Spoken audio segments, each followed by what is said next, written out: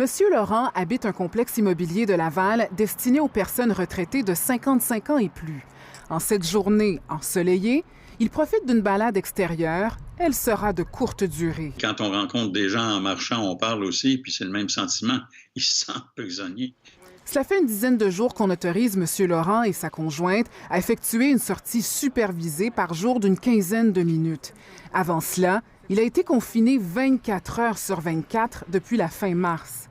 Je me reconnaissais plus, puis mon épouse non plus. Je l'ai jamais vu péter un plomb, puis elle n'a pété une coupe depuis ce temps-là. Et puis là, je me suis demandé jusqu'où ça va aller.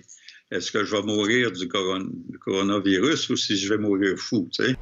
Les directives de la santé publique concernant les résidences privées pour aînés indiquent bien que depuis le 23 mars, les sorties sont interdites, mis à part celles pour des fins humanitaires, pour obtenir des services essentiels ou les sorties extérieures supervisées. M. Laurent et sa conjointe comprennent bien les consignes, mais aimeraient obtenir plus de sorties.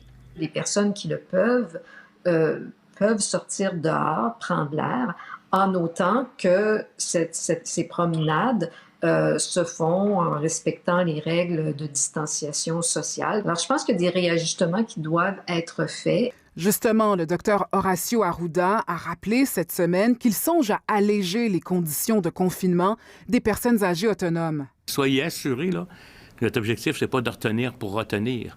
Notre objectif est pour retenir, pour être en mesure de savoir qu'est-ce qui se passe, bien comprendre la dynamique de transmission.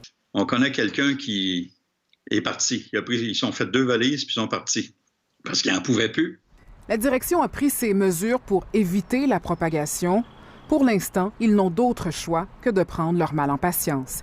Ici Mélissa François, Radio-Canada, Montréal.